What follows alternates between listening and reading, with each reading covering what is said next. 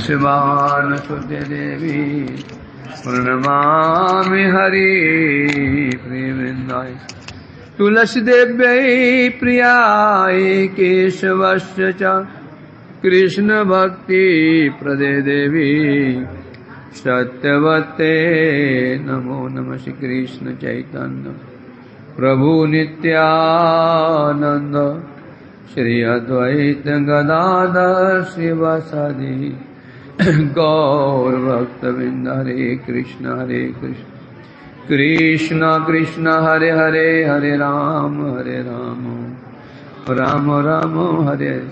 आगे सर जाओ, पीछे जगह नहीं। यहाँ नीचे तू बिछा दो, नीचे कुछ बिछा दो, छोड़ो कारपेट। एक है ना कारपेट, ही बिछा दो, बिछा करके वो फैन चला दो, वो पल्ला, वो हेलीकॉप्टर चला दो।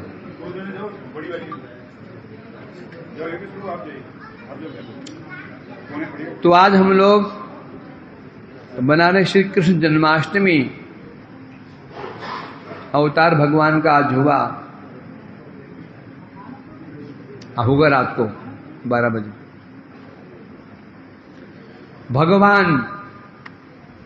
भगवान कहते किसको हैं? शास्त्र में इसका निर्णय दिया गया। भग और वान। भग मने होता है गुण,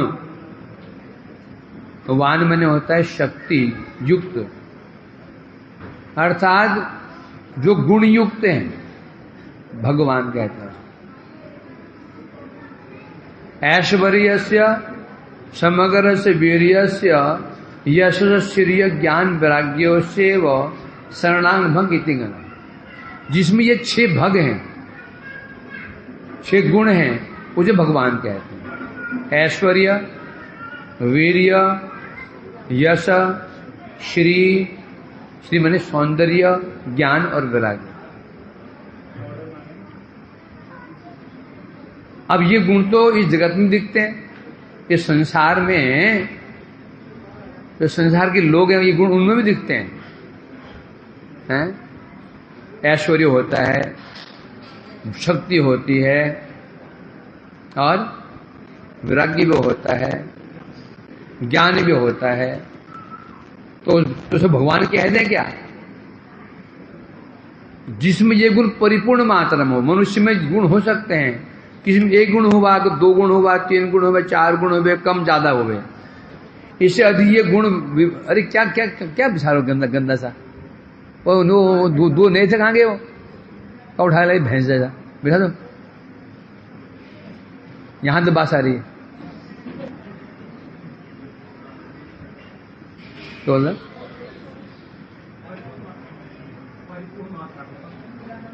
कंपटीशन किया जाए। सामान्य मनुष्य, देवता और भगवान के अवतार। और वो मापकाठी क्या है? मापकाठी क्या है? ये 4, ये 6 गुण। ये 6 गुण बताए हैं क्या? ऐश्वर्य, शक्ति, ऐश्वर्य, यश और सौंदर्य, ज्ञान, वैराग्य, है ना। तो मनुष्य से अधिक ये जो 6 गुण हैं, ये गुण देवताओं में अधिक रहते हैं, मनुष्य से अधिक। यही कारण है मनुष्य देवताओं के अधीन रहता है। देवताओं के प्रति आकर्षित, मनुष्य आकर्षित रहता है,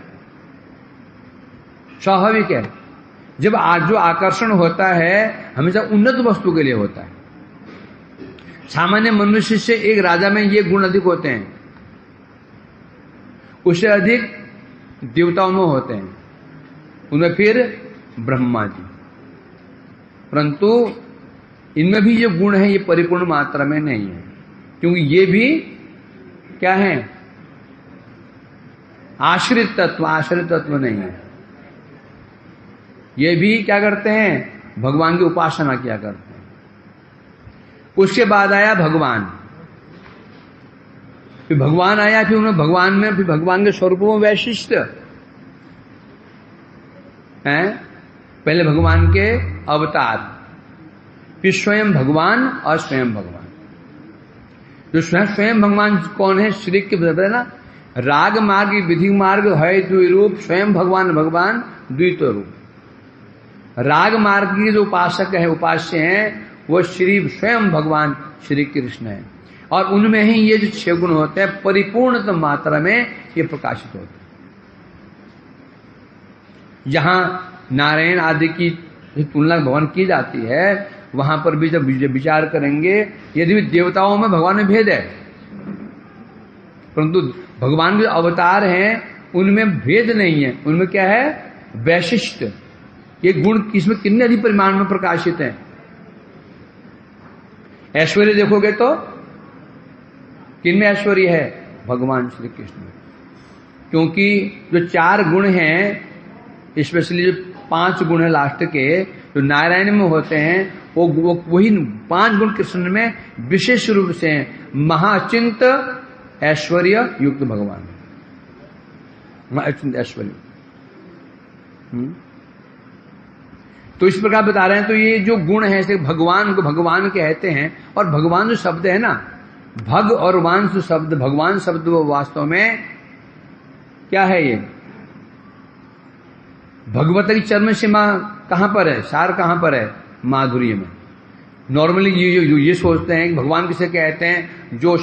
जो बड़े ऐश्वर्यवान हो, शंख चक्र गदा पद्म हो, जितना अधिक ऐश्वर्य होगा उतना बड़ा उसको उतना भगवान है। वास्तव में भगवान जो शब्द है, भगवता शब्द क्या है? ये अधीन, वश्य तत्व। भगवान क्या है? वश्य तत्व, भक्तों के वशीभूत हैं। जो स्वरूप भगवान, जो स्वरूप जितना अधिक वशीभूत हो सकता है भगवान भक्तों के, वो स्वरूप उतना उत्कृष्ट होता है। अब बोलो वशीभूत होना तो अच्छी बात नहीं है। ये वशीभूत होना कौन सी अच्छी बात है? वशीभूत होना यहां क्या दिखाई पड़ रहा है? भक्त वात्सल्य। भगवान का तारतम्य किसके अनुसार होगा? भक्तों के तारतम्य से। कौन अवतार श्रेष्ठ है? कैसे निर्णय होगा? उनके जो परिकर हैं किस कोटि के हैं, और भक्तों का तारतम्य भगवान से होगा। हनुमान श्रेष्ठ कि अर्जुन श्रेष्ठ, निर्णय कैसे होगा? हनुमान का आराध्य कौन है और अर्जुन का आराध्य कौन है? भगवान श्रेष्ठ, अर्जुन से राम श्रेष्ठ कि कृष्ण श्रेष्ठ, इसका निर्णय होगा।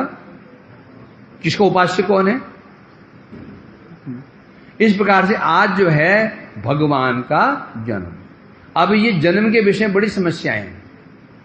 कल ही इससे गुरुदेव कोट आया, परम गुरुदेव का, प्रभुपाद किसका है? वो कह रहे हैं संसार में जो अष्टमी बनाते हैं, केवल गौड़ीय वैष्णव बनाते हैं कृष्ण जन्माष्टमी, बाकी सब वासुदेव अष्टमी बनाते हैं। वासुदेव अष्टमी क्या बनाते हैं? वासुदेव अष्टमी। कृष्ण बनाते हैं। जो कृष्ण अष्टमी केवल गौड़ीय वैष्णव बनाते हैं बस। और क्या बनाते हैं? वासुदेव अष्टमी। क्योंकि जो लोगों की भावना ये है, कृष्ण का आविर्भाव मथुरा में हुआ देव की वसुदेव से, तो ये सब वासुदेव पक्षी है।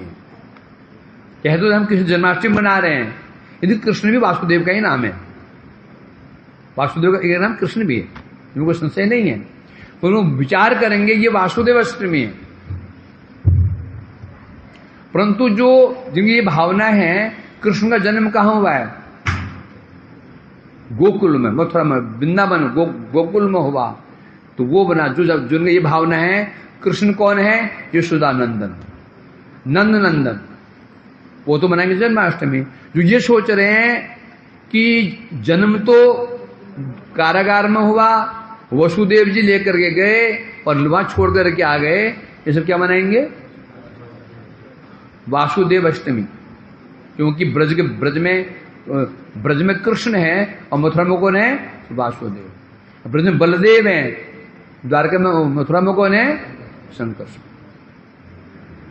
अब शास्त्रों में प्रमाण कैसे मिलता है?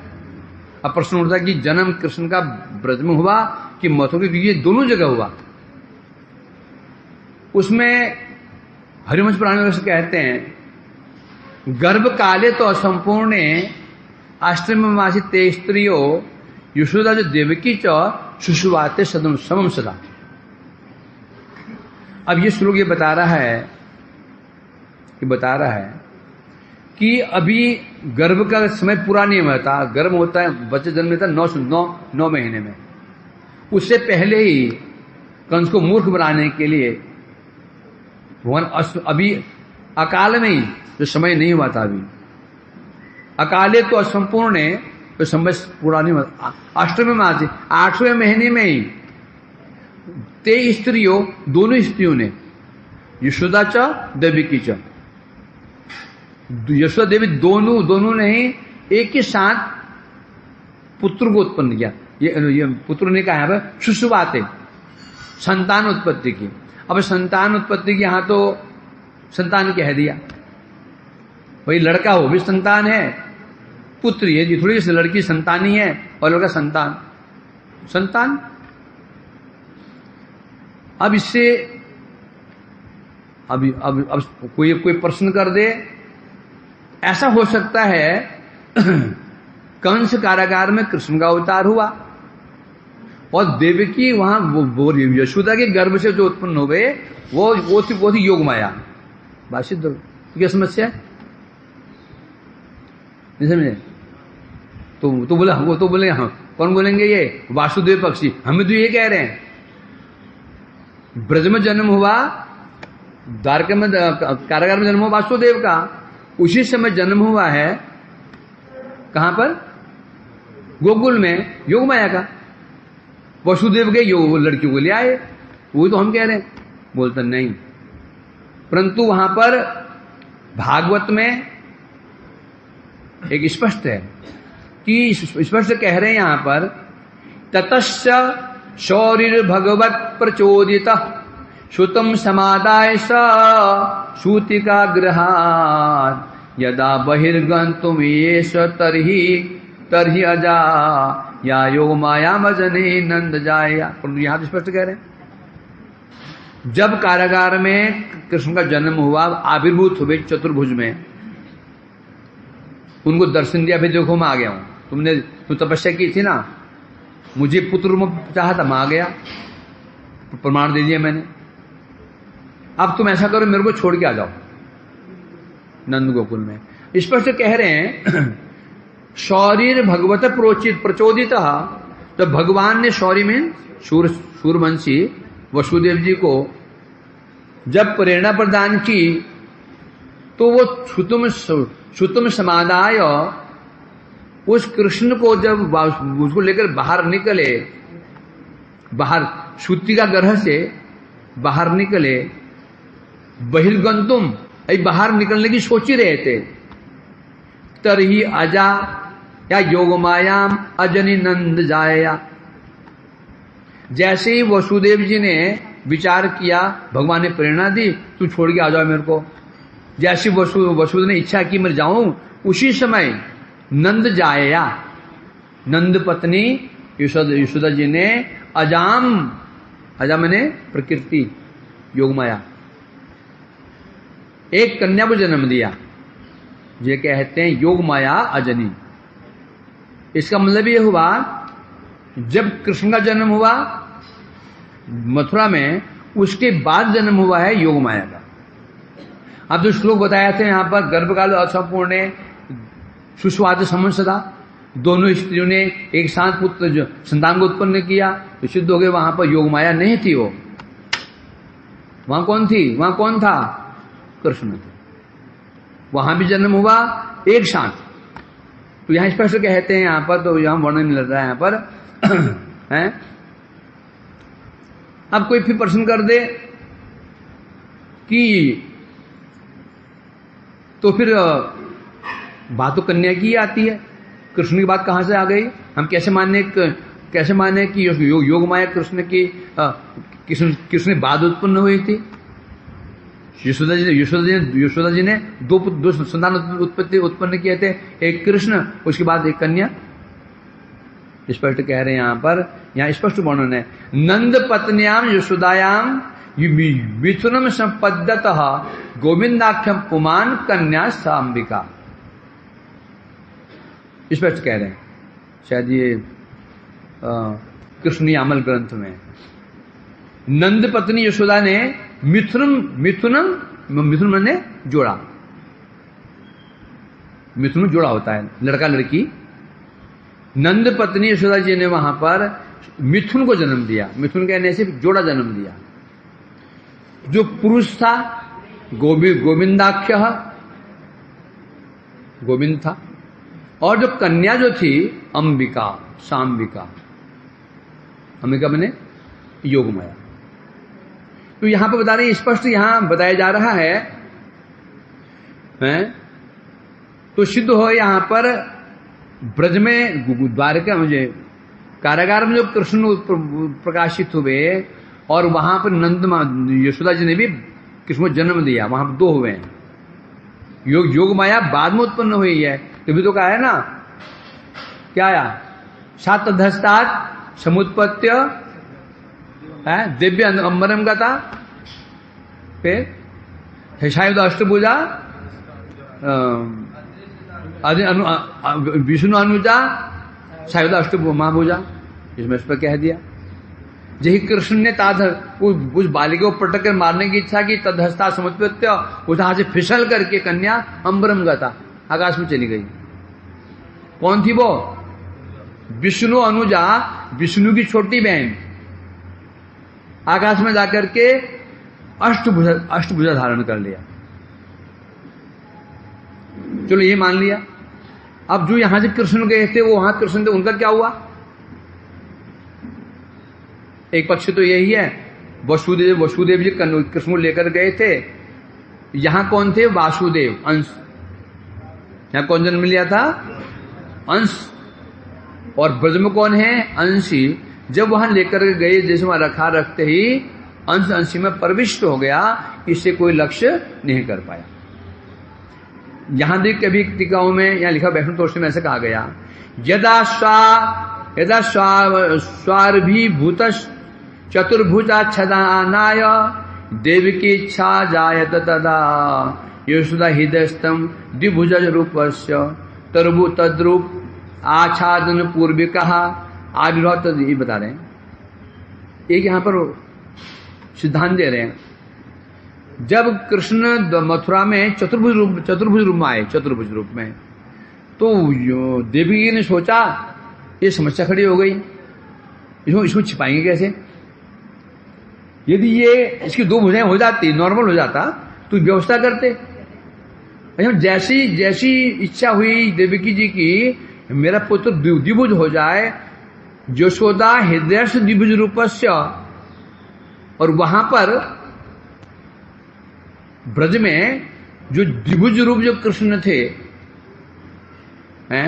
वो यहां प्रकट हुए, और तद्रूप आच्छादन पूर्विका उन्होंने क्या कर दिया, जो चतुर्भुज रूप था उसको आच्छादन कर लिया, आपने समेट लिया, और समेट करके विराजमान हो गए।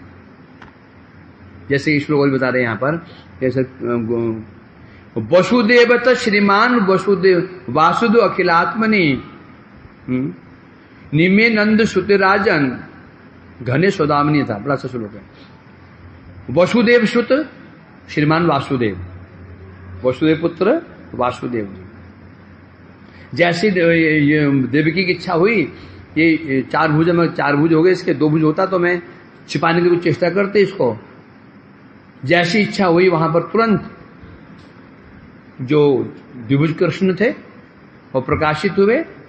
लीनो नंद सुत ब्रजे, वो जो देवकी नंद वासुदेव थे वो नंदसूत ने लीनो, नंदसूत कृष्ण में लीन हो गए। घने सौदामनी था, जैसे बादलों में सौदामिनी मतलब बिजली कड़कती है और विलीन हो जाती। तो यहां जो ये प्रमाण दिए जा रहे हैं, यहां स्पष्ट हो जाता है क्या स्पष्ट हो रहा है यहां पर कि कृष्ण का जन्म तो गोकुल में हुआ। इसको लेकर बड़े लफड़े होते थे, मथुरा में बड़े लफड़े होते थे। यहाँ तक कि वहां के उस समय मनोरहा चतुर्वेदी, ये सब चतुर्वेदी 24 तरफ है। उनका ये कहना था कृष्ण जन्म मथुरा में हुआ। गौड़ी मठ वाले बोलते हैं गोकुल में हुआ। बहुत बड़े एक बार वो सभा में लगी, वहां श्री गुरुदेव को आमंत्रित किया गया था सभापति के रूप में। तो वहां सब ये सिद्ध कर रहे थे कि कृष्ण जन्म मथुरा में हुआ है।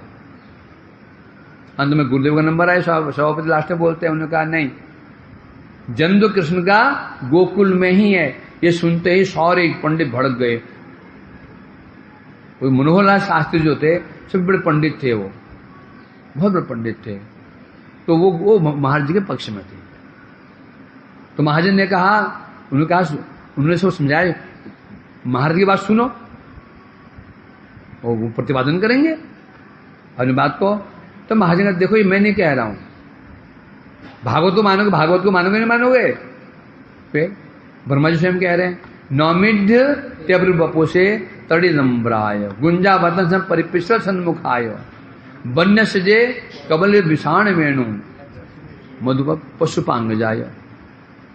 महाराज मुझे प्रश्न किया, तो ये बोल दो ये गलत है। ब्रह्मा जी को भ्रमित कुछ भ्रम हो गया था। स्पष्ट पशुपांग स्पष्ट है, पशुपांग अंग जाय, अंग से उत्पन्न। गोद लिया पुत्रो, जो पुत्र गोद लिया हुआ हो अंगज नहीं कहते उसको, अंग जाय, पशुपांग जाय। पशु नाम है पालक कौन है? नंद जी। उनके जो अंग से जन्मे उसे कहते हैं पशुपांग। ये मैं नहीं कह रहा हूं। और स्पष्ट भी और भी है, समुद्र देवी क्या विष्णु अनुजा, युगमाया क्या बोला गया? विष्णु अनुजा। चलो मान लिया, यदि वहां पर ब्रज में कृष्ण जन्म नहीं हुआ, जन्म यदि यही हुआ है द्वार ये मथुरा में, तो ये विष्णु अनुजा यहां तो यहां होता, देवकी गर्भ से भी एक कन्या भी जन्म लेती। मथुरा में देवकी के जब कृष्ण प्रकट हुए, चतुर्भुज रूप प्रकाशित हुए, फिर एक कन्या भी होती तो मान लेते विष्णु की अनुजा थी। यहां तो यह हुआ ही नहीं। तो ये विष्णु अनुजा का जो ये योग माया को विष्णु अनुजा क्यों बोला गया? कहां हुई है अनुजा? मीन अनु पश्चात जामने जाए थे, जो पश्चात जन्म लेता है लड़का हो तो अनुज, लड़की अनुजा। तो ये बताओ विष्णु के पीछे जन्म किसने लिया? मथुरा में तो के एक जन्म हुआ है, वो भी आविर्भूत हुए प्रकाशित चतुर्भुज रूप में। तो यहां अनुजा क्यों बोल दिया? ये भागवत में ही है। विभिन्न प्रमाण दिए महाराज ने, सब नतमस्तक हुए, जानते वो भी हैं, अभिमान मात्र है ना। इसलिए जो कहा गुरु जी ने कि कृष्ण अष्टमी तो बहुत कम ही मना रहे हैं, जिसकी ये भावना है कृष्ण का जन्म मथुरा में हुआ, सारे के सारे वासुदेव अष्टमी बना रहे हैं। कृष्ण जन्माष्टमी केवल और गौड़ यही मानते हैं इनको, है ना। इस प्रकार से कृष्ण का प्रतिपादन यहां शास्त्र में किया गया है ना। अभी अमर प्रभु आए हैं, वो भी बोलेगा, बैठिए इधर आइए, नहीं बैठे। गदाधर शिवासादि गौर भक्त वृंद, हरे कृष्णा कृष्ण कृष्ण हरे हरे, हरे राम राम राम हरे। सर्वप्रथम गुरुपाद पद्म नित्य लीला प्रविष्ट ओम विष्णुपाद अष्टोत्तर श्रीमद भक्ति वेदांत नारायण गोसाई महाराज जी के चरण कमलों में अनंत कोटि दंडोत प्रणाम करते हुए उनके हेतु की कृपा की प्रार्थना करता हूँ। पूज्यपाद परमेश्वर और पूज्यपाद अमर प्रभु, उपस्थित समस्त ब्रह्मचारी समस्त वैष्णवी को यथा योग्य प्रणाम करता हूँ। हम लोग प्रातः काल से ही कृष्ण लीला के विषय में श्रवण कर रहे हैं। तत्वगत विचार हमने श्रवण किया, रसगत विचार थोड़ा सा प्राय स्पर्श किया था प्रातः काल में। अभी तो समय इतना कम है कि वो हो नहीं पाएगा, इसलिए जन्म लीला रहस्य ही थोड़ा बता देते हैं। कृष्ण के जन्म लीला रहस्य के विषय में बहुत सारा हमारे गोस्वामियों ने टीकाओं में लिखा है, जो कि जानना अत्यंत आवश्यक है। प्रभु जी ने भी थोड़ा भी बताया किस प्रकार से कृष्ण का एक साथ में एक जगह पर जन्म हुआ और एक जगह प्रकट हुए। यद्यपि कृष्ण के लिए कोई बड़ी बात नहीं है, क्योंकि रासलीला के समय में कृष्ण ने 100 करोड़ रूप धारण कर लिए। अपने विवाह के समय 16,100 रूप धारण कर लिए। अलग अलग महलों में अलग अलग उनका विवाह होता है। यहाँ तक कि उनके परिकर भी उतने रूप धारण कर लेते हैं। 16,100 रानियों के साथ में विवाह हो रहा है। अभी वहां पर उनके माता पिता तो सब महलों में रहेंगे ना, नहीं तो फिर विवाह कैसे होगा। तो सब महलों में माता पिता भी परिकर भी हैं। इसलिए जो अभी प्रभु जी बता रहे थे कि परिकरों को भी देखना पड़ेगा, परिकरों का भी तारतम्य देखना पड़ेगा। रस के हिसाब से, तारतम्य के हिसाब से जो भगवान के अवतार हैं उस अवतार के अनुसार ही परिकरों का भी तारतम्य होता है। तो जब भगवान इतने रूप धारण कर सकते हैं तो उनके लिए 2 रूप धारण करना कौन सी बड़ी बात है। ये तो कोई बड़ी बात नहीं है कि वसुदेव जी के सामने वो चतुर्भुज रूप में प्रकट हो गए और यशोदा जी के गर्भ से उन्होंने जन्म लिया। फिर हम लोग इतना सारा मतलब प्रातः काल से ही देख रहे हैं, इतने सारे प्रमाण क्यों दिए जा रहे हैं कि ऐसा हो गया वैसा हो गया, यहाँ पर जन्म हुआ, यहाँ पर। प्रभु जी ने भी 8-10 उदाहरण दिए। 7 अधस्ता समुत्पत्ति सद्यो देव्यम्बरम गदा अदृश्यतानुजा नंदस्तु आत्मनिपन्ने जाता लादो महामना, ये सब बातें बताई। इसकी जरूरत क्या पड़ी है? क्या भगवान 2 जगह जन्म नहीं ले सकते? भगवान तो सारे जीवों के अंदर परमात्मा स्वरूप में विराजमान है। ये मुख्य बात है। कई बार हमने देखा है कि वो सारे प्रमाण सबने रट लिए, लेकिन क्यों हुआ वो पता ही नहीं। इसके लिए ये जानना पड़ेगा, क्योंकि भैया ये है रस विचार। कृष्ण तो एक साथ ही अनंत जगह पर अनंत ब्रह्मांडों में प्रकट हो सकते हैं, किंतु रसगत अगर यशोदा जी के सामने भी चतुर्भुज रूप में प्रकट हो जाते तो वो वात्सल्य रस का आस्वादन ही नहीं कर पाते। इनकी मूल भित्ति में जो है वो रस विचार है, इसलिए इतना सारा हमारे गोस्वामियों ने लिखा है। रस विचार क्या मतलब? जैसे प्रातःकाल हम लोगों ने सुना था कि राम जी के अंदर 2.5 रस है, सख्य भी आधा है, वात्सल्य भी आधा है, मधुर भी आधा है, तो 2.5 रस ही रह गया। लेकिन कृष्ण में पूर्ण रूप में 5 रस हैं और 7 गौड़ रस भी हैं। इन रस को स्थापित करने के लिए कि हाँ कृष्ण में पूर्ण 12 प्रकार के रस हैं, इसके लिए ही इस प्रकार की बातें हो रही हैं कि कृष्ण का जन्म गोकुल में हुआ। क्योंकि अगर गर्भ से जन्म नहीं होगा तो देवकी और वसुदेव की तरह यशोदा जी के अंदर भी ऐश्वर्य भाव उत्पन्न हो जाएगा, वहीं पर रस बंद हो जाएगा। फिर वो वात्सल्य नहीं रहेगा, फिर वो दास्य प्रधान वात्सल्य होगा। जब भी ऐश्वर्य भाव आ जाता है तब दास्य ही प्रधान होता है। परम गुरुदेव ने ये बात बताई द्वारका की महिषियों के विषय में। एक समय गुरु जी ने प्रश्न किया, परम गुरुदेव ने कथा में बोल दिया कि जो द्वारका की महिषियां हैं वो तो दास्य रस की नायिका हैं। अभी गुरु जी उस समय नए नए आए। गुरु जी ने पूछ दिया, अरे गुरु जी आप ये क्या बोल रहे हैं? अरे ये तो उनकी पत्नियां हैं, ये तो मधुर रस की नायिका हैं, आप कह रहे हैं कि ये दास्य रस की नायिका है। तब परम गुरुदेव ने बोला, अभी तुम नए हो, अभी रस विचार को समझने में समय लगेगा। जैसे ही ऐश्वर्य भाव किसी के हृदय में आ जाता है उसी समय फिर वो दास्य रस ही प्रदान होता है। जैसे हम लोग देखते हैं अर्जुन के सखा हैं कृष्ण, कृष्ण अर्जुन के सखा हैं। कैसे सखा हैं?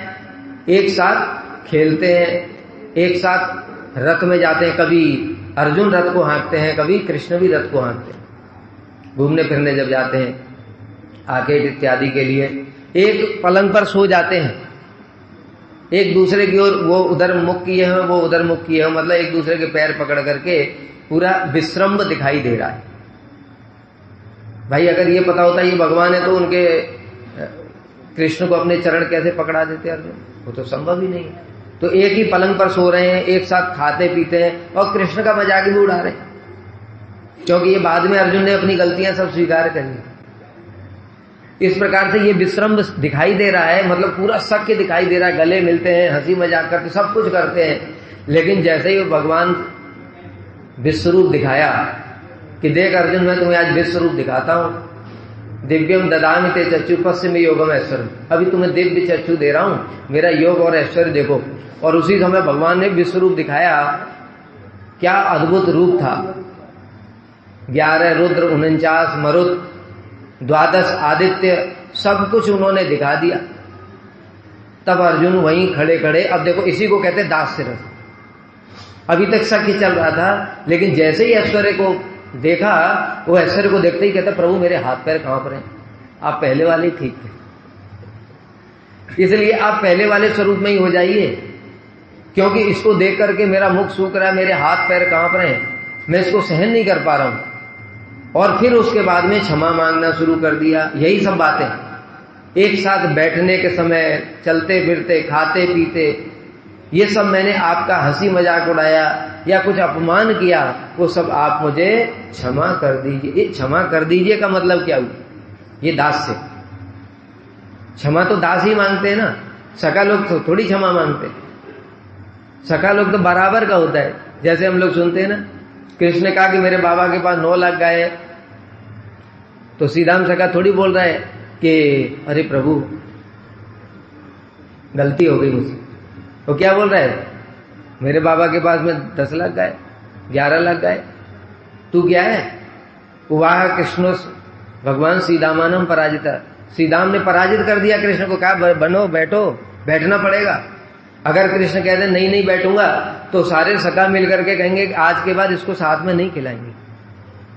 कृष्ण का बाइकआउट हो गया, जिसकी सब पूजा कर रहे हैं उनका बाइकआउट हो गया, वो अब खेलेंगे ही नहीं। ये शक के रस है।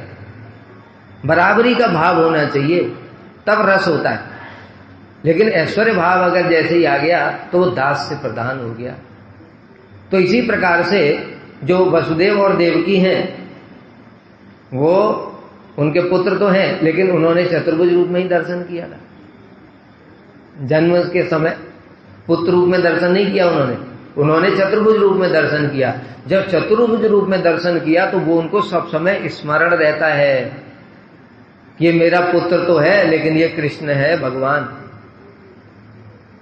इसलिए जैसे ही वो भाव आ जाएगा, जब इनके देवकी के 6 पुत्रों का वध कर दिया कंस ने, और इधर गुरुकुल से पढ़ करके आए कृष्ण और बलराम, उनको पता चला कि गुरु पुत्र को ये जीवित कर लाए।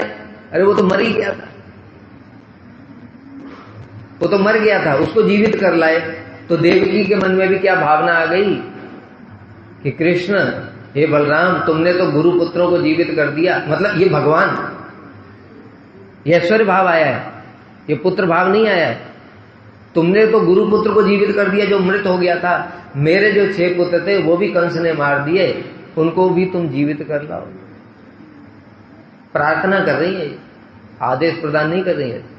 उसमें ऐश्वर्य भाव मिश्रित है, आदेश दे ही नहीं सकते। नंद बाबा सीधे कह देते जा कन्हैया मेरा जूता लेकर गया। कृष्ण अपनी इच्छा से वसुदेव का जूता लेकर के आ सकते हैं, लेकिन वसुदेव उनको आदेश नहीं दे सकते जाओ मेरा जूता लेकर के आओ, क्योंकि हृदय में चतुर्भुज रूप बैठा हुआ है। इसीलिए इसको कहते हैं ये रस पूर्ण नहीं है, ऐश्वर्य भाव मिश्रित है। इसलिए बताया राम जी के अंदर फिर 2.5 रस हो जाता है। उसी प्रकार से मथुरा द्वारका में भी वो रस पूर्ण रूप में पुष्ट नहीं होता है, क्योंकि ऐश्वर्य भाव होता है वहां पर। और जैसे ही ऐश्वर्य भाव होता है, तो हाथ जोड़ करके फिर प्रार्थना शुरू हो जाती है। हाथ जोड़ करके प्रार्थना करना ही दास्य, इसलिए उसमें दास्य मिश्र, दास्य प्रधान रहता है। और कभी कभी फिर वात्सल्य भी होता है। इस प्रकार से वो अलग अलग जो धाम है उनमें अलग अलग तारतम्य है। उसका भी ऐसा नहीं है कि जो अयोध्या में जो दशरथ और जो कौशल्या देवी हैं, उनका जो वात्सल्य है उससे अधिक वसुदेव और देवकी का होगा। उनका ऐश्वर्य भी कम होगा, उतना नहीं होगा, वो तारतम्य है, लेकिन फिर भी ऐश्वर्य प्रदान है। इसलिए ये बातें बार बार कही जा रही, जो प्रभु जी इतनी देर से लगभग आधे घंटे तक इतने सारे कृष्ण यामल, हरिवंश और कितने सारे जो ग्रंथों के उदाहरण दिए, वो इस कारण से दिए गए कि भैया देखो यहाँ पर चतुर्भुज रूप में प्रकट हुए, इसलिए कभी भी वसुदेव और देवकी उनको संपूर्ण रूप में, शुद्ध रूप में पुत्र नहीं मानेंगे, वात्सल्य रस का आस्वादन नहीं होगा। किंतु यहां पर जो यशोदा मैया हैं, उनको भी कृष्ण ने ऐश्वर्य दिखाया अर्जुन को तो एक ही बार दिखाया था, इनको तो 2 बार दिखाया। एक बार कृष्ण जमाई ले रहे थे, मुख में ही अनंत कोटि ब्रह्मांड दिखा दिए। लेकिन यशोदा मैया को पता है कि ये तो मेरा पुत्र है, मेरे गर्भ से इसका जन्म हुआ है। और गर्गाचार्य ने ये बोल दिया था कि ये जो तुम्हारा पुत्र है इसके गुण नारायण के समान है। ये नहीं बोला था नारायण है, नारायण के समान है मतलब क्या, कभी कभी इसमें नारायण का आवेश आ जाता है। जब नारायण का आवेश आ जाता है तो कुछ बड़ा चमत्कार कर देता है। इसमें इसकी क्या महिमा है। कभी कभी किसी किसी के अंदर भूत आ जाता है, वो 40-50 लड्डू खा जाएगा वो, और वही व्यक्ति फिर बाद में 2 लड्डू नहीं खाए जा रहे उससे, तो वो तो भूत ने किया ना, इसमें इसकी क्या है। इसी प्रकार से ये जो तुम्हारा पुत्र है इसके अंदर कभी कभी नारायण का आवेश आ जाता है। जब नारायण का आवेश आए तो गोवर्धन उठा दिया, तो इसकी क्या महिमा है। ये तो हमारा कन्हैया ही है। तो मतलब कभी भी नर्वत भाव का व्यतिक्रम नहीं होता है, इसलिए ये बताया जा रहा। नर्वत भाव का व्यतिक्रम क्यों नहीं होता, वही जन्म के साथ संबंध, क्योंकि यशोदा जी को यह पूर्ण रूप में विश्वास है कि मेरे गर्भ से ही इसने जन्म लिया है। इसलिए हम लोग इतनी सारे उदाहरण, इतने सारे प्रमाण गोस्वामियों के गुरुवर्ग के जो उदाहरण दे रहे हैं, उसका मूल कारण रस विचार है कि जब मेरे गर्भ से इसने जन्म लिया है तो मेरा पुत्र है। जब बांध रही है तब भी तो यही भावना है, अरे मेरे गर्भ से इसने जन्म लिया, मैं ही नहीं बांध पा रही। इसलिए फिर यशोदा मैया ने फिर नारायण के शरणागत हुई तो कृष्ण बंध गए, दृष्टवा परिश्रम कृष्ण। तो इस कारण से ये जो 2 चीजें बार बार बताई जा रही हैं कि एक जगह कृष्ण प्रकट हुए हैं, एक जगह जन्म हुआ है। जन्म होने के कारण ही जो ब्रजवासी हैं उनका जो रस है वो शुद्ध रूप में विराजमान है। इसलिए सख्य रस, मतलब सखा लोग ये सोच रहे हैं ये यशोदा मैया नंद बाबा का बेटा है, उनके सामने भी कृष्ण पूतना वध कर देते हैं, अगासुर बकासुर को मारते हैं, केसी को मारते हैं, और ये गोवर्धन धारण कर लेते हैं, कालिया के फन पर नाचते हैं, लेकिन किसी को कोई भी चिंता नहीं है, ऐश्वर्य है ही नहीं। जो आश्रय, जो रस, सख्य वात्सल्य और मधुर रस के जो परिकर हैं उनके अंदर बिल्कुल भी ऐश्वर्य नहीं है कि कृष्ण नाच रहे हैं। अगर यही कृष्ण, वहां पर नाचने की जरूरत ही नहीं है, वसुदेव और देवकी केवल सुन ही लेंगे कि कृष्ण कालिया के फन पर नाच रहे थे, तो वो स्तुति करना प्रारंभ कर देंगे, दास से हो जाएगा। इसी प्रकार से कुंती देवी भी तो देखो, उनको भी पता है सारी बातें, तुमने ये सब किया था ब्रज में, और फिर उसके बाद में स्तुति कर रही हैं, ये दास से। तो इस कारण से ये जो जन्म लीला रहस्य है, ये जन्म लीला रहस्य के इतने सारे प्रमाण इसलिए दिए जा रहे हैं कि ब्रज में शुद्ध रस है, सख्य वात्सल्य और मधुर। ये सख्य वात्सल्य और मधुर अन्य किसी भी स्थान पर शुद्ध रूप में विराजमान नहीं है। वहां पर ऐश्वर्य भाव कुछ न कुछ मात्रा में विराजमान रहता है। ठीक है, टाइम तो हो गया। इसी के साथ वाणी को विराम देता हूँ। ज्ञानंजन सर्वप्रथम परम आराध्यतम गुरुदेव नित्य लीला प्रविष्ट ओम विश्वपाद अष्टोत्तरशत श्री श्रीमद भक्ति वेदांत नारायण गोस्वामी महाराज जी के चरण कमलों में दंड ज्ञापन करता हूँ। समस्त रूपानुगा गुरुवर्ग चरण कमलों में दंड ज्ञापन करता हूँ। उपस्थित पूज्यपाद मनीषी प्रभु, पूज्यपाद बाबा जी, अन्य अन्य वैष्णव मातृवेन सबके चरणों में यथायोग्य उल्लू ध्वनि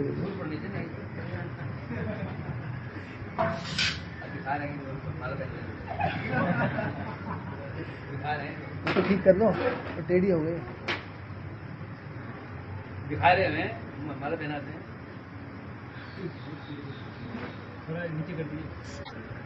श्रील गुरुदेव की कृपा से पिछले प्राय 10 दिनों से हम लोग एक हरि कथा महोत्सव में अपना समय व्यतीत करने का सौभाग्य प्राप्त किए हैं। पहले झूलन यात्रा रूप गोस्वामी पाद की बेरा महोत्सव, तत्पश्चात बलदेव पूर्णिमा, उसके बाद जन्माष्टमी महामहोत्सव उपस्थित हुआ। हम लोगों का परम सौभाग्य है,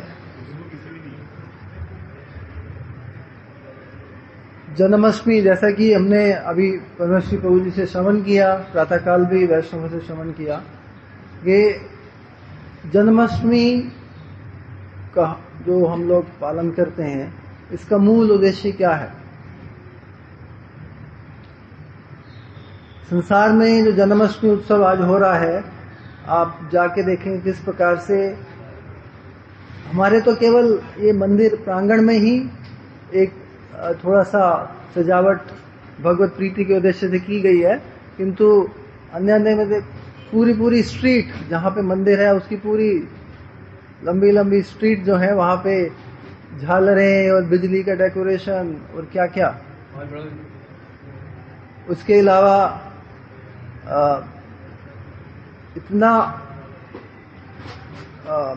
क्या कहते हैं आडंबरपूर्ण कार्यक्रम होता है जिसमें हम लोग सुनते हैं कि गोपाल जी का अभिषेक वो भी शाम को 6 बजे से 8 बजे से आरंभ हो जाता है, कि उनका अभी आविर्भाव हुआ नहीं किंतु पहले से। अच्छा है, ये जगत के जीवों को किसी सेवावृत्ति में नियुक्त करने का एक प्रयास है, किंतु इसमें मूल उद्देश्य जो इस भक्ति में जो ये जन्माष्टमी का है, ये हमारे हाथों से ना निकल जाए। तो गुरुदेव का अभी परमेश्वर प्रभु जी बता रहे थे कि किस प्रकार से मथुरा में गुरुजी ने इस विषय को स्थापित किया। ब्रज में अधिकांशता जो विद्वान लोग हैं मथुरा में विभिन्न संप्रदायों के, उनके बीच में रहकर इस विषय को स्थापित किया कि किस प्रकार से जो कृष्ण का जन्म हुआ गोकुल में और उनका आविर्भाव हुआ मथुरा में। अब अगर हम पूर्व समय की याद करें, परमेश्वर प्रभु जी को याद होगा कि जब गुरुदेव इन उत्सवों में, विशेषकर जन्माष्टमी में, जन्माष्टमी से पूर्व क्या करते थे, भक्तों को प्राय 1 सप्ताह पूर्व से ही सबको कृष्ण तत्व के ऊपर बोलने के लिए बुलाते थे। उस समय तो बहुत धुरंधर लोग होते थे, महाराज लोग, जो आज जितने भी महाराज लोग हैं, विदेशी लोग भी हुआ करते थे, विदेशी महाराज लोग भी। तो हमको याद है हम उल्टी गिनती करते थे उस समय। आज 4 दिन रह गए और इनका आज ये 2 वक्ता बोल दिए, अब 4 दिन रह गए, इतने रह गए। फिर अगले दिन आज 3 दिन रह गए, अच्छा ये रह गए, अच्छा फिर 2 दिन रह गए, ये रह गए। तो अंतिम दिन में हमें बड़ा उल्लास होता था, क्योंकि मूर्खता है ना हमारी, क्योंकि हमें ये भय होता था कहीं गुरुजी हमको ना बोलने के लिए। तो आज इनका नंबर चला गया, फिर उसके बाद इनका नंबर आ गया, ये 2 महाराज रह गए, फिर अगले दिन ये 2 रह गए। तो हृदय में धुक होती थी,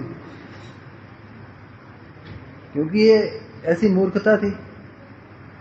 वास्तव में जो यथार्थ रूप में जन्माष्टमी का अनुशीलन था, वो गुरुपाद पद्म के अनुगत्य में ही हुआ। वो किस लिए? भगवत गीता में कहा गया है, भगवान ने स्वयं बोला, जन्म करम चा में दिव्यम यो वेति तत्वता त्यक्त्वा देहम पुनर्जन्म नीति माम उपनेति अर्जुना। तो क्या कह रहे हैं भगवान? मेरा जन्म और कर्म दिव्य हैं। जो वेति तत्वता, जो इसको तत्वता जानता है, उसका क्या होगा? त्यक्त्वा देहम, इस देह को त्याग करके वो पुनः जन्म प्राप्त नहीं करेगा, मेरे पास आ जाएगा। अब इस उद्देश्य को लेके कितने लोग जन्माष्टमी का पालन करते हैं? गुरुजी का जो उद्देश्य था जन्माष्टमी का, जो हम लोग प्रोग्राम करते थे या उसका अनुष्ठान होता था, प्राय 1 सप्ताह पहले से ये सभाएं लगती थी कृष्ण तत्व के ऊपर। अलग अलग वक्ता लोग, महाराज लोग बोलते थे। वो तत्व दर्शन हमारे साधन, श्रील वामन गोस्वामी महाराज कहते हैं कि हमारे साधन भजन का मुख्य उद्देश्य तत्व दर्शन है। जिस प्रकार की कथाएं हमने सुनी प्रातः काल में परमेश्वर प्रभु जी, हमारे कृष्णदास प्रभु, कि किस प्रकार से तत्वों का वो उसकी व्याख्या कर रहे हैं। ये तत्व दर्शन क्या है? अच्छा, इससे क्या होगा? तत्व को जानकर क्या होगा? तत्वों को जानकर भगवान तो कह रहे हैं कि तत्व को जान लेंगे तब हमारा पुनर्जन्म नहीं होगा, हम भगवान के पास जाएंगे। लेकिन इससे होता क्या, किस प्रकार से कार्य करते हैं? जो तत्व विचार है, विचार कहें मतलब रस विचार, वो तत्व विचार जिसका हम लोग इन सभाओं में जन्माष्टमी से पूर्व अनुशीलन करते हैं, जिसे बोला गया कृष्ण अनुशीलनम, अनुकूलेन कृष्ण अनुशीलनम। इसके द्वारा क्या होता है? पीछे एक कुछ कैप्शन आया था प्रभुपाद सरस्वती ठाकुर जी का, तो वो बोल रहे हैं कि, और हम लोग देखते हैं इस जगत में बहुत सारे व्यक्ति, बहुत सारे जो इस समय क्रियाकलाप चल रहे हैं जन्माष्टमी को लेके, अधिकतर बाह्य चेष्टा, मतलब बाह्य इंद्रियों की चेष्टा, वो बुरी नहीं है, जीव के लिए वो सुकृति अर्जित करती है निश्चित रूप में, किंतु जो मुख्य उद्देश्य है, यदि ऐसा साधु संग प्राप्त हो जैसे हमारे गुरुदेव थे, उनके अनुगत जनों का, उससे वो मुख्य उद्देश्य की तरफ हमारा ये अनुष्ठान हमको लेके जाता है। तो उसमें प्रभुपाद सरस्वती ठाकुर बता रहे हैं कि इस जगत की जो व्यक्ति है, कोई शारीरिक बल से बलवान, जिसमें बहुत ज्यादा शारीरिक बल है, अब वो व्यक्ति क्या करता है, उसकी क्या अवस्था होती है? जो शारीरिक बल है, वो एक स्त्री जो अबला है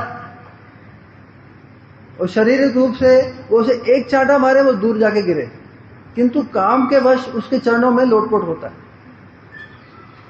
ये शारीरिक बल है। किंतु साधु संघ में जो ये हमारे गुरुदेव पुनः पुनः कहते थे कि हरि कथा के माध्यम से आपका ये सारा अनुष्ठान संपन्न होगा, सफल होगा। अब साधु संघ से क्या होता है? उस हरि कथा के माध्यम से क्या होता है? एक वैचारिक बल प्राप्त होता है, जिसे वैचारिक बल या विचार की शक्ति बोलते हैं। उस शक्ति के प्रभाव से क्या होता है? हमने देखा हमारे गुरुदेव बोलते थे कि मैं धैर्यपूर्वक बोलते थे कि मैं जागते कि मेरे पास कोई योग्यता नहीं है, किंतु मैंने अपने गुरुजनों के, अपने गुरुपाद पद्म प्रभुपाद जी के आश्रित जनों के चरणों में बैठ के जो कुछ सीखा, उसके कारण आज पूरा विश्व मेरे चरणों में लोटपोट हो रहा है। तो ये वैचारिक बल है ना, उसकी कैसी महिमा कि वो हमको किस दिशा में उस तत्व दर्शन की ओर लेके जाता है। तो ये साधु संघ में हरिकथा श्रवण करते हुए जो जन्माष्टमी का अनुष्ठान है, यही प्रकृत अनुष्ठान है। क्योंकि भगवान कृष्ण क्या है? संवित शक्ति के अधिष्ठात्री। संवित माने ज्ञान, और वो ज्ञेय वस्तु भी है, अर्थात जानने योग्य। तो भगवान स्वयं ही अपने को जनाते हैं इस प्रकार, जो तत्व दर्शन या तत्व ज्ञान के द्वारा। और वो कहां से हमें प्राप्त होता है? भक्तों की साधु संघ में। तो साधु संघ में रह के भगवत कथा श्रवण करना, यही जन्माष्टमी का मुख्य लक्ष्य है। बाकी एक अनुष्ठानिक क्रिया होती है जन संग्रह के लिए, ताकि उनको भी हरि कथा श्रवण का सहयोग मिले। क्योंकि भारतवर्ष में स्वाभाविक लोगों की एक प्रवृत्ति है कि जन्माष्टमी है, भगवान का मंदिरों में जाके वो लड्डू गोपाल जी के झूले लगे होते हैं, अधिकांशतः यही होता है। किंतु गौड़िया मठों में शायद ऐसा नहीं है। तो जहां हरि कथा, क्योंकि वास्तव में यदि तत्व दर्शन नहीं हुआ, तत्व अर्थात हमारा जो वैचारिक बल प्राप्त नहीं हुआ, तो जितना भी अनुष्ठान हम कर लें, श्रमेव केवलम, श्रमेव केवलम है। अभी हमने सुना, जैसे अभी परमेश्वर बाबू जी बता रहे थे कि कृष्ण का जन्म हुआ गोकुल में, और आविर्भाव कहाँ हुआ? मथुरा में वो प्रकट हुए। अब भगवत गीता में भगवान ये जो श्लोक बोल रहे हैं, जन्म करम में दिव्यम यो वेति तत्वता, तो उनको जन्म कहने की क्या आवश्यकता थी? आविर्भाव बोल सकते थे या प्रकट बोल सकते थे। ये जन्म क्यों बोला उन्होंने?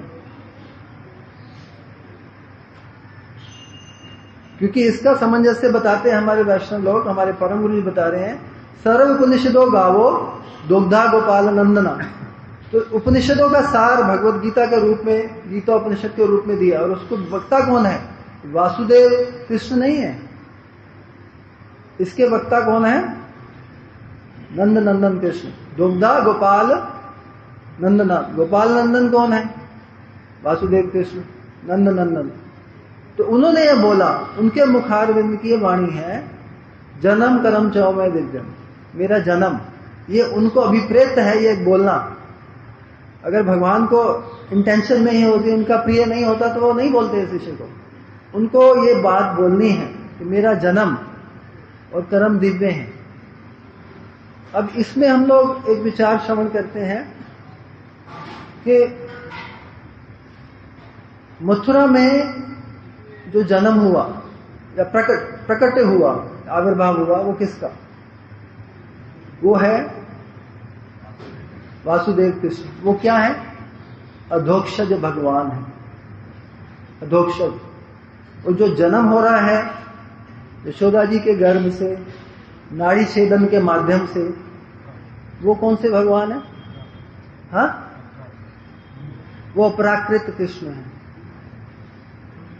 अब ये दोनों का विचार भागवत में दिया गया।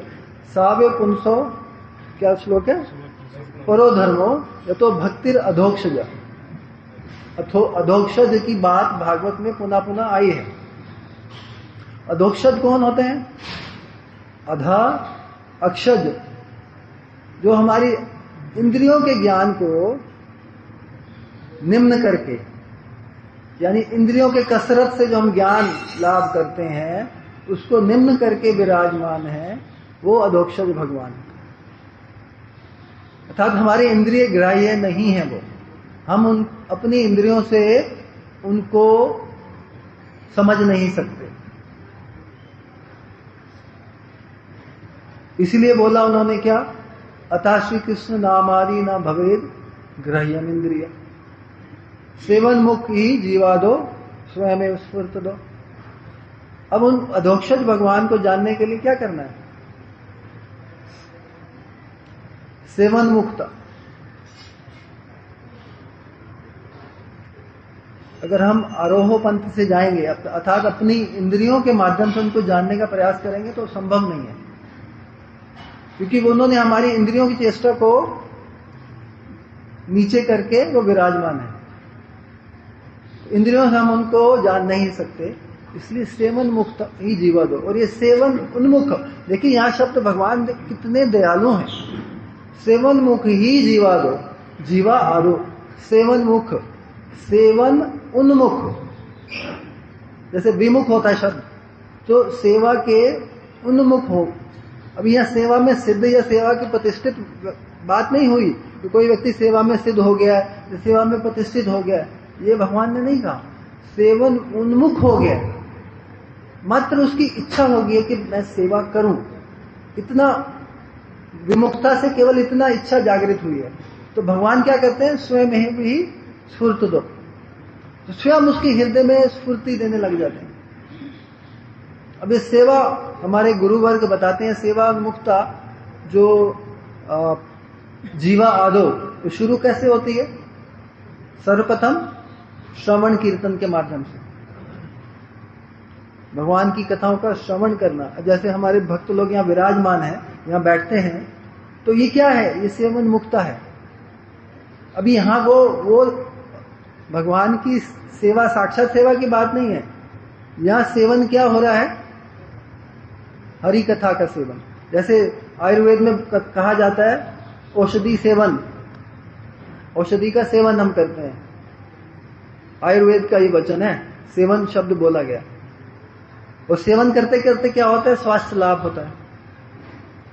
तो यहाँ पे हरि कथा, हरि नाम का सेवन जब हम आरंभ करते हैं, उससे क्या होता है? जीव का स्वास्थ्य लाभ होता है। और जीव जब स्वस्थ लाभ होता है, तो वही हरि कथा सेव्य हो जाती है। सेव्य है, किंतु वो सेवा एक अलग भूमिका में उन्नत होती है, वहां सेवा का अंत नहीं है। जैसे यहाँ औषधि सेवन किया, स्वस्थ लाभ किया तो डिसकंटिन्यू हो गया, किंतु वहां स्वस्थ लाभ करने से फिर वो सेवा में प्रतिष्ठित होते हैं। अब ये सेवनमुख वृत्ति से जब वैष्णवों के मुखारविंद से उनके, जैसे बोला गया ना भगवद गीता में श्लोक है कि तद्विधि प्रणिपाते न परिपेषण सेवया, तो वो सेवनमुख वृत्ति से हरि कथा को श्रवण करने की उत्कंठा तो बहुत दूर की बात है, एक इच्छा होना और उसके लिए वहां विराजित रहना, ये सेवनमुक्ता है। अब इतने मात्र से भगवान हृदय में स्फुरित होने लग जाते हैं, स्वयं एक स्फुरित हो। तो इसका हम उदाहरण देखते हैं, हमारे भक्त लोग जो यहाँ नियमित रूप से भगवत कथा सुनते हैं, किस प्रकार से हृदय में वो विचारिक बल प्राप्त करते हैं।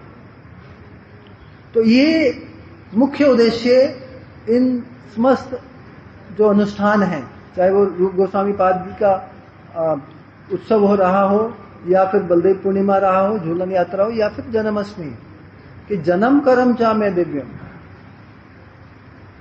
मेरे जो जन्म और कर्म है वो दिव्य हैं, उनको तत्वता जानना, तत्व दर्शन। अब यहां पे तत्व अधोक्षज वस्तु की क्या बात बोली गई कि सेवन मुक्ता से क्या होगा कि भगवान उसको स्फुरित होंगे, अर्थात वो हमारी जो भोग चेष्टा है, हमारी इंद्रियां इस समय कहां है, धावित हो रही हैं। नेत्र सुंदर रूप देखना चाहते हैं, जीवा सुंदर आस्वादन भोग करना चाहता है, त्वचा सुंदर सुख स्पर्श सुख चाहती है, इस प्रकार हमारे कान सुंदर श्रवण करना चाहते हैं। अब अगर इसी वृत्ति को लेकर हम भगवान को जानने जाएंगे तो वो संभवपर नहीं है। इसलिए भगवान बोले सेवन मुख हो। सेवन मुक्ता से स्वतः वो भगवत ज्ञान डिसेंड करता है, किसे बोलते हैं, अब अवतरित होता है भक्त कृपा के माध्यम से। अब यहां पे बात हुई अधोक्षज की, तो भगवान जो इंद्रियों के स्वामी है, ऋषिकेन सेवनम भक्तिरुच्यते, तो इंद्रियों के जो स्वामी हैं उनको कैसे जाना जाता है, सेवा के द्वारा। अपनी समस्त इंद्रियों से जब उनकी सेवा करेंगे तो वो सेवनमुख स्वयं स्फुरित होंगे। किंतु जो अधोक्षज भगवान है उनकी इंद्रिय तृप्ति इससे भी नहीं होती।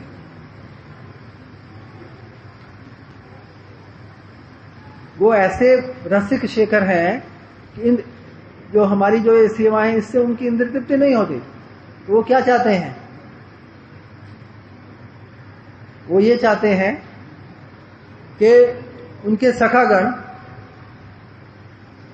उनके साथ जो मल्ल युद्ध करें और उनको हरा दें, उनको गाली दें। यशोदा मैया उनका कान मरोड़ के उनको बांध दें, और गोपियां जब मान करती हैं तो वो उससे भयभीत हो जाते हैं।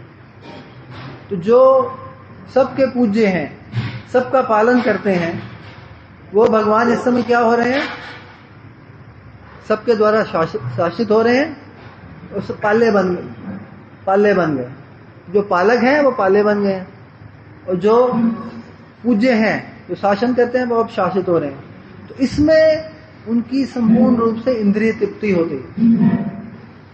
यद्यपि दोनों तत्व एक हैं, प्रातःकाल हमने श्रवण किया भगवान राम के विषय में भी, दोनों तत्व एक हैं। जो अभी कृष्णदास प्रभु जो दक्षिण भारत की बात बता रहे थे, श्रीरंगम की, तो महाप्रभु प्रश्न कर रहे हैं, तो वो दोनों तत्व नारायण और कृष्ण एक तत्व, किंतु अधोक्षज वस्तु और अप्राकृत एक होने पर भी, अप्राकृत वस्तु प्राकृत की तरह प्रतीत होने पर भी वो प्राकृत नहीं है। उसमें उनका इंद्रिय तर्पण चरम प्रकाष्ठा को प्राप्त है। जो उनका सेवनम है, ऋषिकेश सेवनम। अब जो नारायण प्रभुपाद शास्त्री ठाकुर बोले, जो कृष्ण है, उन्होंने बोला अनुकूलेन कृष्ण अनुशीलनम भक्तिरुत्तमा।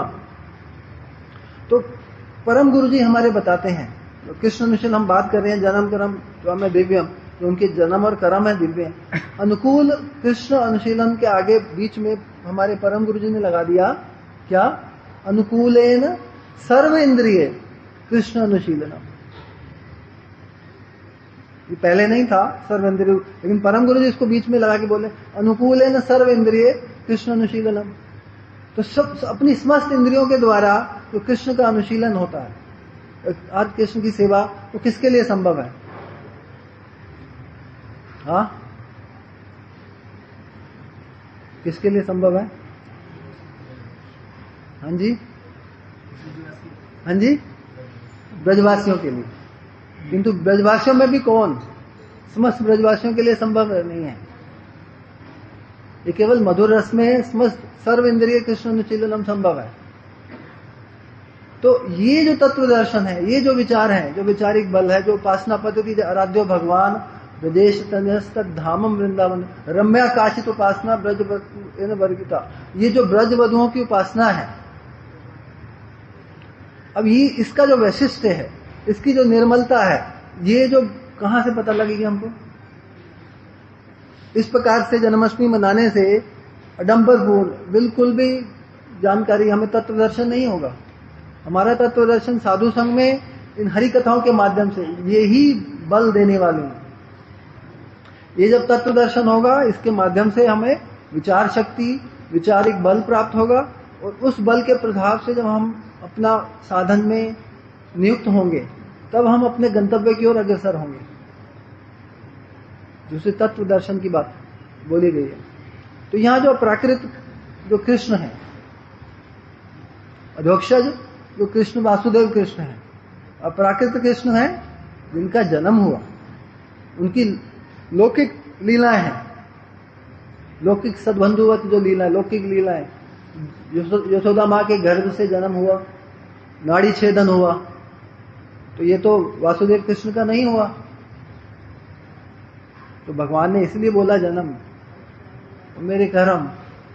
अब जब यहां कर्मों की बात, भाई जन्म भी उनका दिव्य है, वो भगवान है, नाड़ी छेदन करा के भी एक साधारण शिशु की तरह जन्म ले रहे हैं, और कर्म भी उनके दिव्य हैं। अब भगवान के कर्म में ये प्रश्न चिन्ह लग सकता है कि वो दिव्य हैं या नहीं। भगवान नारायण हो या वासुदेव कृष्ण, उनके कर्मों में कोई प्रश्न चिन्ह लगा सकता है? भगवान है, उसमें प्रश्न चिन्ह नहीं है। लेकिन जो अपराकृत कृष्ण है, उसमें प्रश्न चिन्ह लग जाता है। अरे भगवान होके ही कार्य किया, भगवान होके रासलीला किया, भगवान होके चोरी किया, तो इसलिए उनको विपरीत होना पड़ा कि जन्म कर्म चा में दिव्यम, मेरे कर्म भी दिव्य हैं, जन्म भी दिव्य है, इसलिए जन्माष्टमी है। जन्म को प्रधानता देके हम लोग इस उत्सव को मना रहे हैं। और ये किसका हुआ?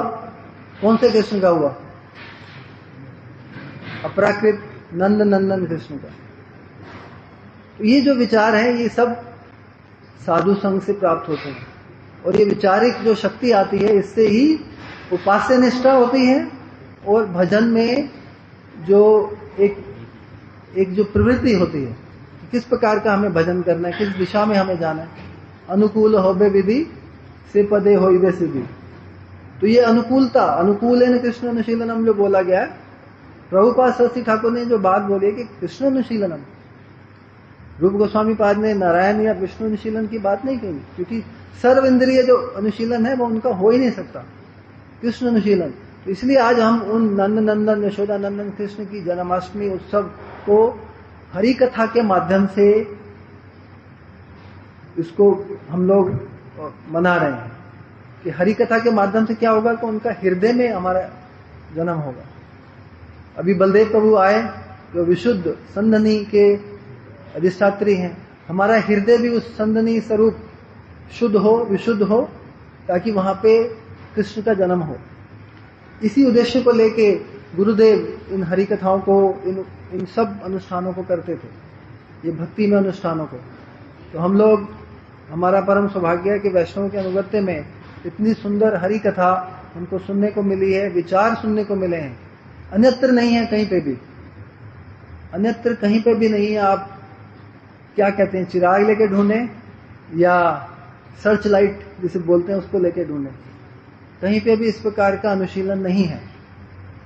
तो ये हमारा परम सौभाग्य है कि हम इस हरि कथा के माध्यम से उस कृष्ण को, अच्छा जहां यह ज्ञान की बात आई, कृष्ण संवित शक्ति के अधिष्ठात्री देव हैं, जब ज्ञान की बात आई तो ज्ञान जब अपनी परिपक्व अवस्था में पहुंचता है तो क्या किस रूप में परिणत होता है? ज्ञान अपनी परिपक्व अवस्था में भाव रूप में परिणत होता है। इसी के लिए बोला, भगवान ने स्वयं बोला, भगवान ने स्वयं बोला भगवत गीता में, अहम सर्वस्य प्रभो मत्ता सर्व प्रवर्तते इति मत्वा भजन्ति माम बूढ़ा भाव समन्विता। अहम सर्वस्य प्रभो, इसको चतुश्लोकी गीता भी बोला जाता है। भगवत गीता में भगवान ने बोला मैं ही समस्त वस्तुओं का कारण हूं। यहाँ जो मैं शब्द बोला अहम, अब यहाँ अहम आप हमको किसी अन्य अवतार या किसी अन्य अधोक्षक वस्तु के लिए नहीं जाना। यहाँ जो भगवान ने जन्म कर्म जो बोला, जो यहाँ ये यशोदानंदन कृष्ण है, भगवत गीता में इसको बोले अहम सर्वस्य प्रभो, मूल कारण। जैसे बोले ईश्वर परम कृष्ण सचिदानंद विग्रह अनादिर आदिर गोविंद सर्व कारण कारणम, तो सर्व कारण कारणम अहम सर्वस्य प्रभो, मेरे से ही सबकी उत्पत्ति हो रही। मत्ता सर्व प्रवर्तते, मेरे द्वारा ही समस्त जगत क्रियाशील है। अब यहाँ भगवान जगत की बात नहीं बोलते, एक तो जागतिक लौकिक जगत, परमार्थिक जगत की भी बोल रहे हैं। जितने मत्ता अर्थात मेरे द्वारा, मेरे जो शक्त्यावेश अवतार नारद आदि या व्यासदेव आदि, इनके द्वारा जो भक्त लोग हैं, साधक हुए या अन्य अन्य हुए, वो प्रवर्तित होते हैं।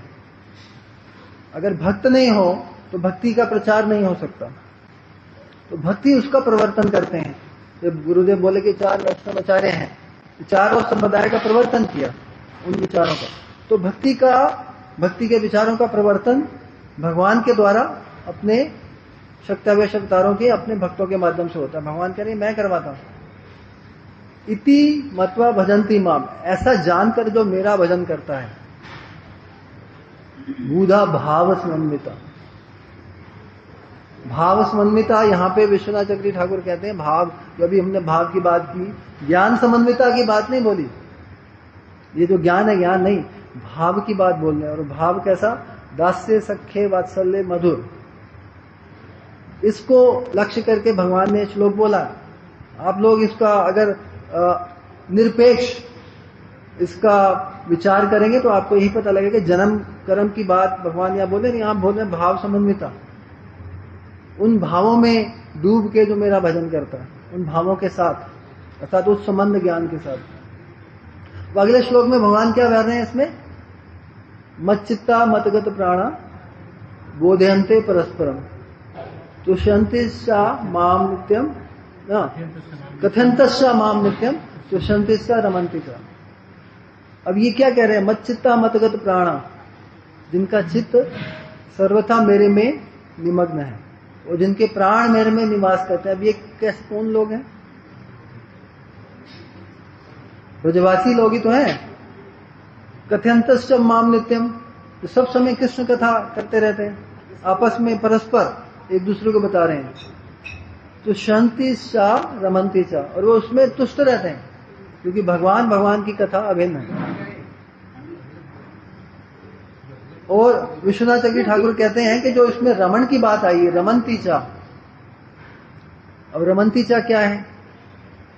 अपनी टीका में विश्वनाथ चक्रवर्ती ठाकुर कह रहे हैं कि वो मेरे साथ अपने सिद्ध अवस्था का स्मरण कर। अब देखिए कहां तक भगवान ले गए इसी श्लोक को। सिद्ध अवस्था का स्मरण कर, उसमें रमण करते हैं।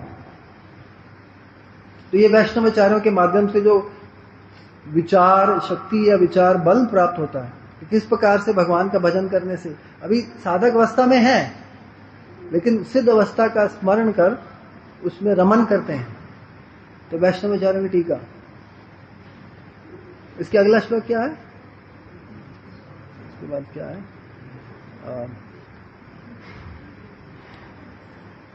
मच्चित्ता मदगत प्राणा बोधन्ते परस्परम तेषाम सतत युक्तम भजतम ददामी बुद्धि योगम तम ममुतान्विते।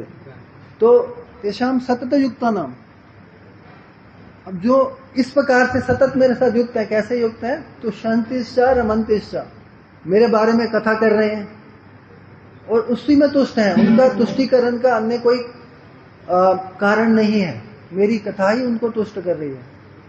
उनके प्राण है मेरी कथा, अर्थात कथा के बिना वो जीवन यापन नहीं कर सकते। इसी में वो तुष्ट होते हैं, इसी में रमते हैं।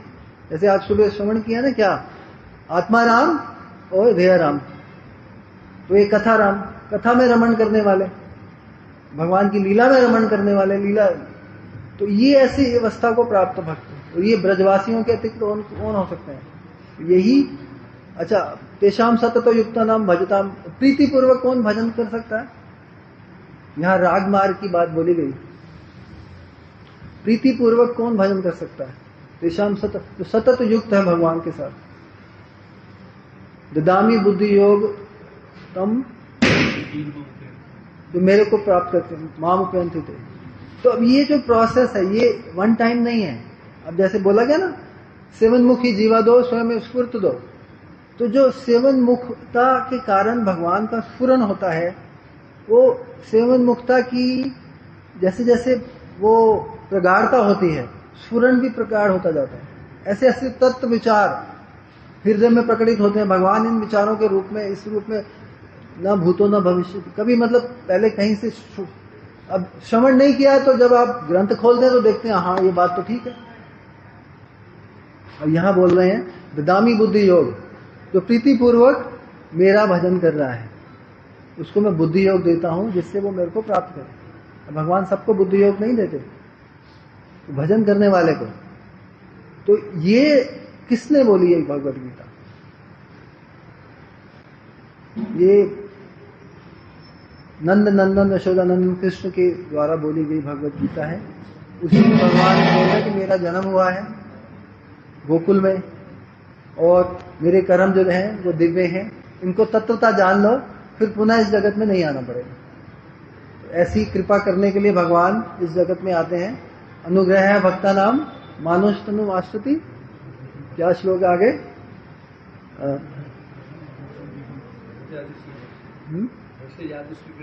बचते यासी क्रीड़ा, उसमें भी ये बोला कि उसमें शृणुतो तत्परो भवे। तो जब मैं मानुष रूप में इस जगत में आता हूं, किस लिए आता हूं? भक्तों पे अनुग्रह करने के लिए, कृपा करने के लिए। क्या बोला गया? रसिक शिखर कृष्ण परम करुण। भगवान का अवतरण कृपा पूर्वक हुआ। हमारी याचना से वो तो है कि वो जो बोला गया यदा यदा ही धर्म से ग्लानिर्भवति भारत अभ्युत्थानम धर्म से तदात्मनम सृजनम, उसमें जो धर्म स्थापना दायक क्या है? धर्म स्थापना दायक और भक्तों को पवित्रना साधना। अब साधुओं का त्राण जागतिक लोगों के उससे नहीं होता। जागतिक कष्ट उनको यातना इतने नहीं देते जितना भगवान का विरह। तो अनुग्रह भक्ता नाम, उनके ऊपर अनुग्रह करने के लिए मैं इस प्रकार आता हूं मनुष्य रूप में। वो मेरा जन्म होता है। अपराकृत जैसे बोला गया, अधोक्षज नहीं अपराकृत, वो मेरा जन्म होता है। और उसमें उस प्रकार की लीलाएं करता हूं जिसको श्रवण करके वो मेरे को प्राप्त करते हैं। किस कृष्ण को? यशोदानंदन कृष्ण को। तो ये भगवान की बहुत बहुत विशेष अनुकंपा है। रसिक शेखर कृष्ण परम, ये उनकी परम करुणा। परम करुणा उनकी किस रूप में है? कि वे भक्त वात्सल्य उनका, वो किसी हद तक जाने को तैयार हो जाते भक्तों के लिए।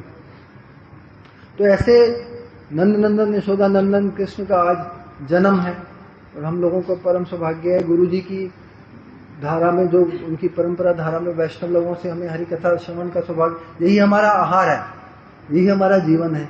अगर ऐसा हो सके तो हम लोग अपने आप को धन्य मानेंगे। ये करके मैं यहाँ पे विराम देता हूँ। वांछा कल्पतरुभ्यश्च कृपा सिंधु